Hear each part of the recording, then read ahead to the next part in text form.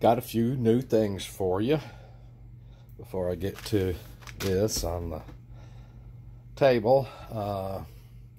My optometrist released me from my cataract surgery last Tuesday. I don't have to go back for a year. My vision's not perfectly clear. He just says it'll come around in that time period. I'd hope so. In a year, I'd hope it would get better. But anyway, so that's behind me. Today's the 15th of September. I had my outpatient surgery this morning. They got the camera in my bladder and everything's normal. We don't know why I was bleeding at this point, but we finished all the diagnostics. I'll go back in a month and we'll discuss it. I don't think there's a lot to discuss. I think it'll be just keeping an eye on it after that. I do have a catheter in, and we'll have until Sunday. I'll take it out myself on Sunday. And after that, hopefully next week, we'll start flying for a change. Now, with that out of the way, I was working up the old flame wheel, and I decided to order some more Crossfire Nano Pros. So I ordered 3 more of them, $35 a piece. And as you've heard me say on some of my other videos, now comes the point of setting them up, testing them, see which of them will actually do telemetry well, and which ones of them won't do telemetry well. That's $115, $105 plus shipping on 3 receivers that I now have to sort through and see which ones work for my purposes.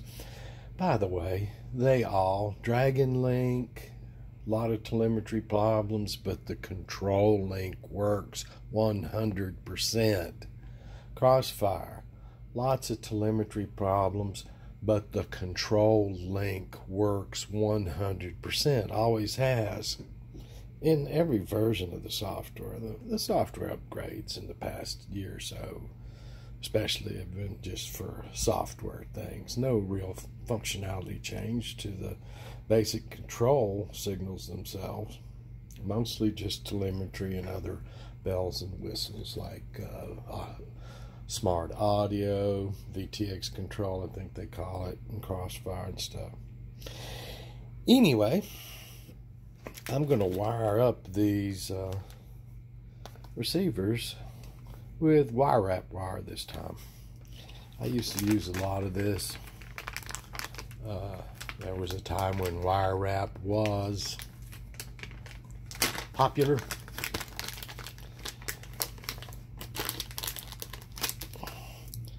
So this is technically wire wrapping wire, but it's 30 gauge and will perfectly fit these very small holes in the sides of these receivers. And I've got, I think, 8 colors in here.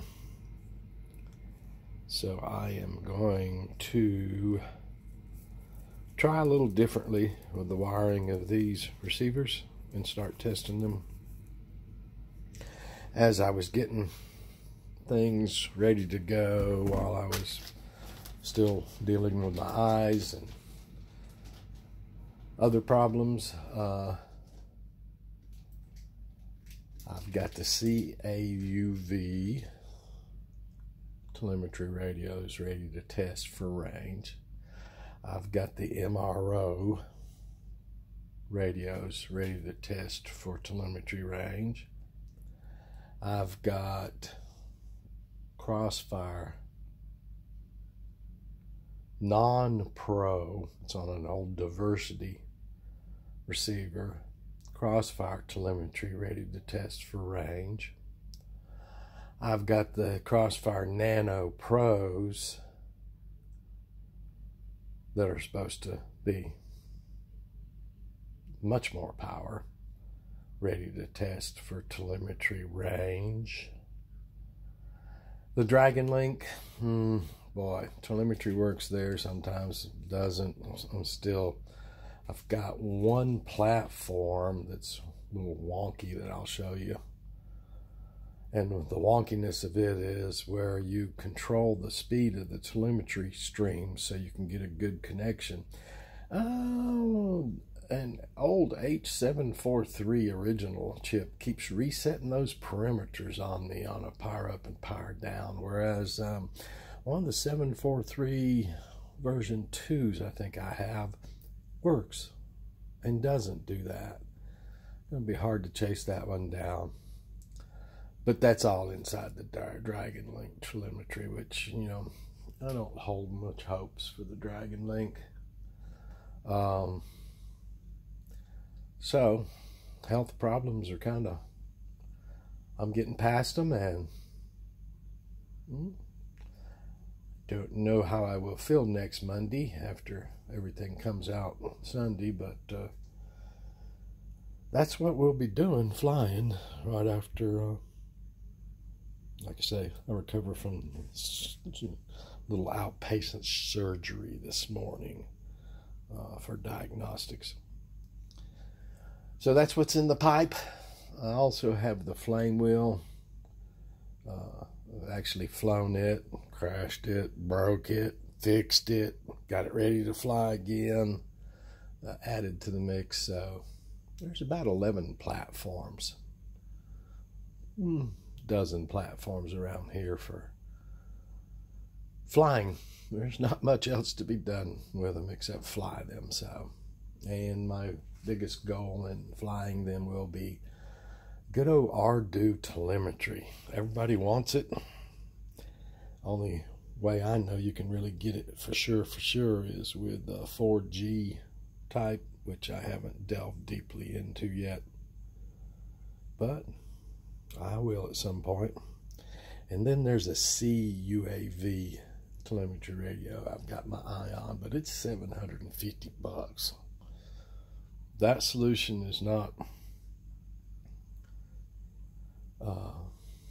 it's just not my first choice. Although I would move that radio from platform to platform to platform. I would set it up that way. I would not fix it in a platform, not for recreational purposes. I've got some Holly-Bro telemetry radios to test too. So there's a lot of telemetry testing, proving. Hopefully very little crashing.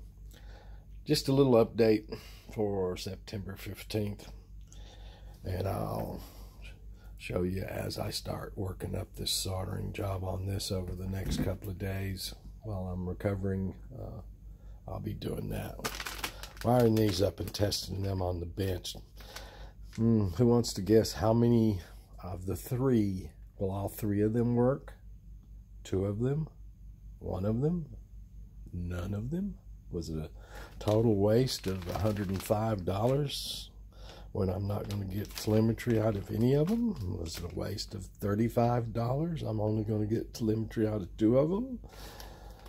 Was it a waste of $70? I'm only going to get telemetry out of one of them. That is the question. Thanks, guys.